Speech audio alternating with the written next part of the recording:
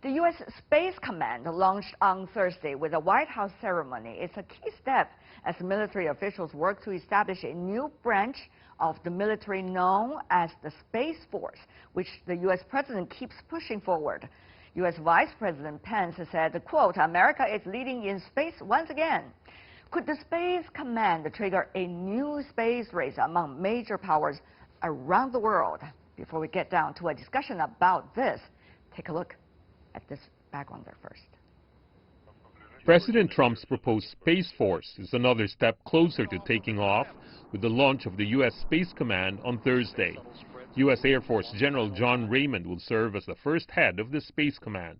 At launch, Raymond will lead 87 active units handling operations such as missile warning, satellite surveillance, space control, and space support. The chairman of the Joint Chiefs of Staff, General Joseph Dunford, announced the launch at the National Space Council meeting last week, which was also attended by Vice President Mike Pence. America is leading in space once again. This president recognizes what the American people have known for more than half a century. And that is that our security, our prosperity, and our very way of life depend on American leadership, and American leadership in space. Last June, Mr. Trump directed the Pentagon to create a sixth military branch, arguing the establishment of a Space Force was crucial to protecting the country's interests amid pressure from international rivals. But the initiative faced some pushback, since it would be costly and complicated to launch. The SpaceCom is seen as a precursor to a full-fledged Space Force. Could it spark a new round of space race?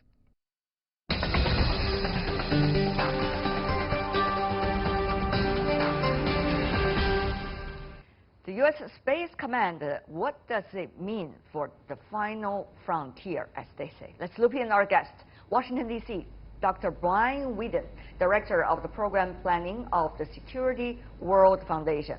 In New Delhi, we have Deepankar Banerjee, Senior Strategic Consultant, former Director and Head of the Institute for Peace and Conflict Studies.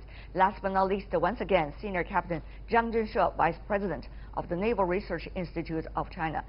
Gentlemen, the three of you are all in the security area. Let me ask you, Dr. Whedon, first. How should we understand the different opinions inside Washington about whether or not this should be significant, and what should be the potential of the so-called Space Force? Well, the Space Force and the Space Command are two answers to the question of how best to organize the part of the U.S. military that handles space.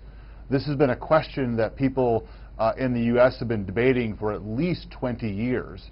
And up until recently, the answer was that you would have the Air Force Space Command in charge of what we call the train, equip, and operate function. That is, training people and buying satellites and then operating those. And then U.S. Strategic Command would be the entity that would be in charge of the warfighting element of space. That's how it's existed for at least the last 10 years. What you see now is a debate to change that organization around, and the warfighting functions would shift from Strategic Command to the Space Command that's being stood up today. Right. And there's also a separate push to move the operate, train, equip function from the Air Force Space Command to a Space Force. And that's related, but they're a little bit different. Yeah, of course, when you have that change, Dr. Whedon, without thinking about geopolitics or the future of so-called Star Wars or not, even the politics within the military, what does that mean when you have such a huge change? It seems directional change and also division of labor kind of change. Well, in some ways it is a big change. In some ways it is not as big. Explain. So from an organizational standpoint, as of tomorrow, things are not going to have changed a whole lot. We're still going to have essentially the same people doing the same jobs. They just wear a different patch and they may report to a different person. The big change could come in the future.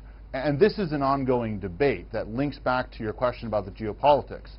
The big question is, should the Space Force and Space Command approach military activity in space differently than how it's been done in the past? Yeah. And should they expand their mission into more than just space support to conventional warfighting and theaters? And that's an ongoing debate, and that gets to the heart of what is the culture and what is the mission of the Space Force going to be and the Space Command going forward. Right. On the other hand, if I could just follow up about that too, because you're coming from the U.S. and certainly this is a U.S. strategic move, so it's legitimate for me to have another question for you, Dr. Whedon.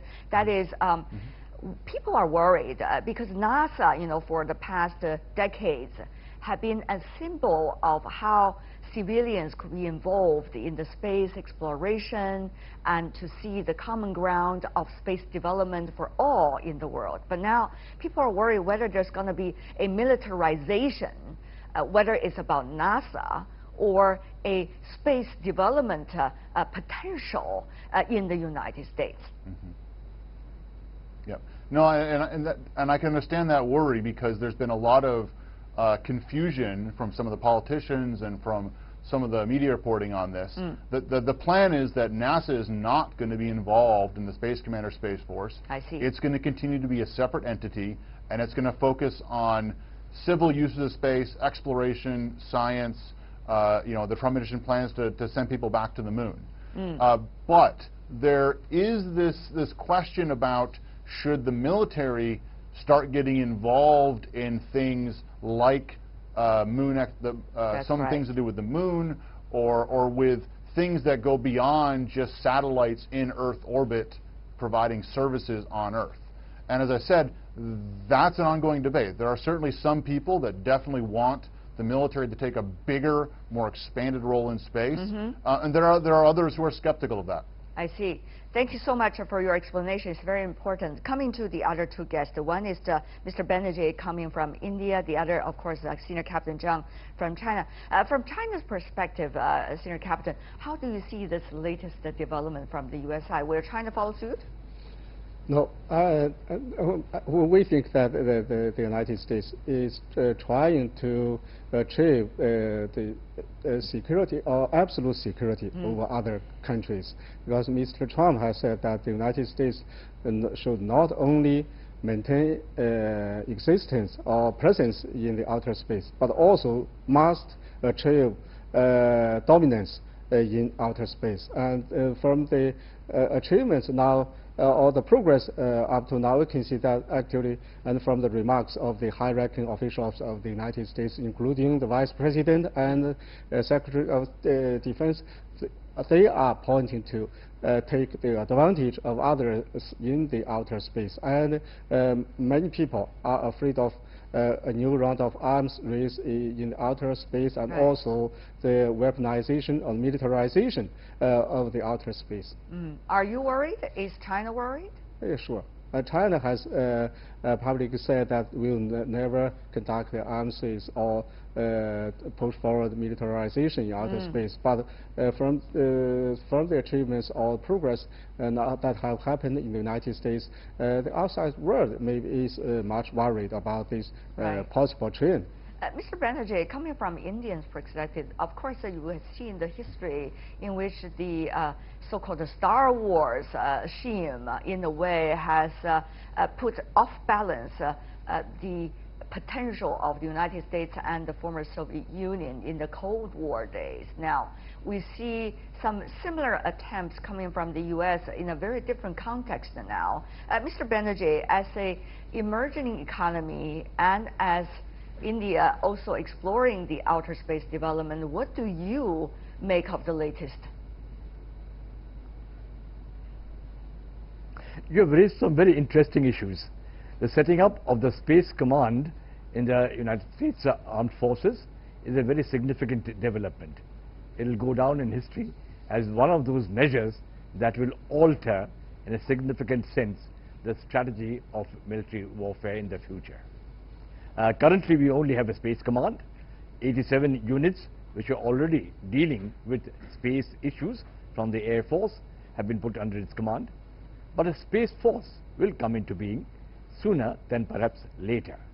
So this is one significant step.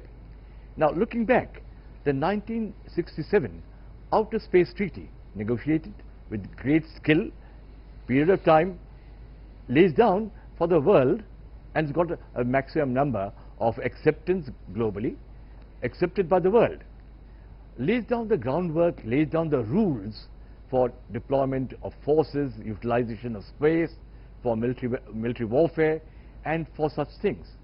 One significant element of that was that outer space under that treaty prohibits the deployment of weapons of mass destruction in space.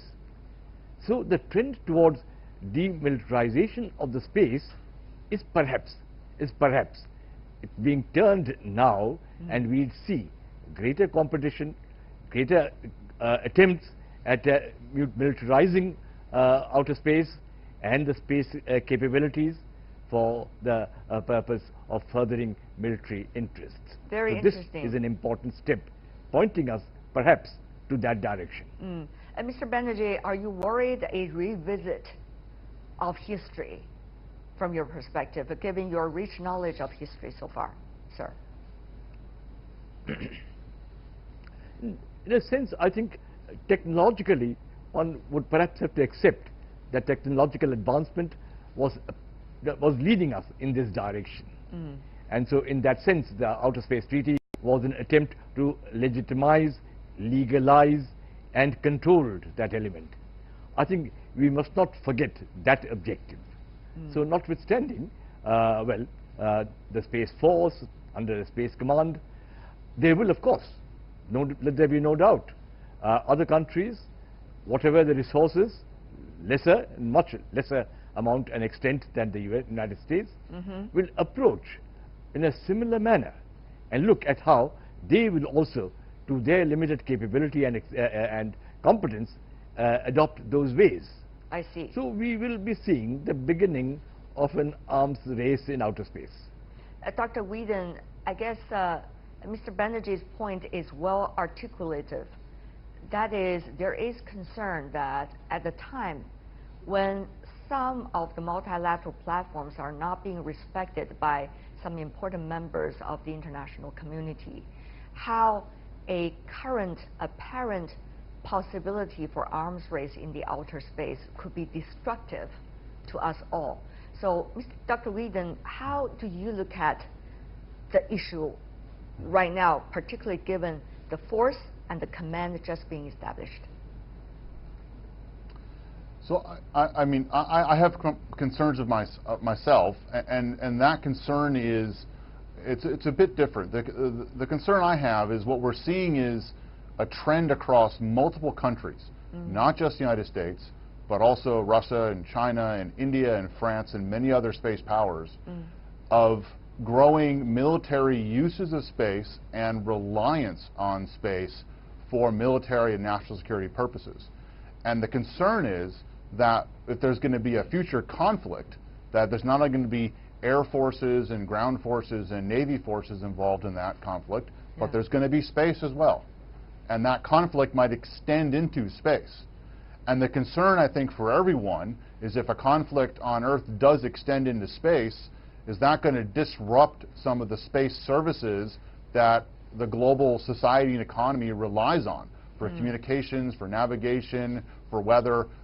That's really my concern. So yes, I am a bit concerned that, you know, this movement by the United States, but also other countries, to increase the military reliance on space could lead to a situation in the future where there is that escalation into space involved in a future conflict. Okay. And that's a real challenge. You know, so yeah. Dr. Whedon, you might not be able to see it, but when you were talking, we were also playing some of the videos of how the outer space has been peacefully explored over the past few decades, how different astronauts from all kinds of different countries be able to work together at the International Space Station and beyond.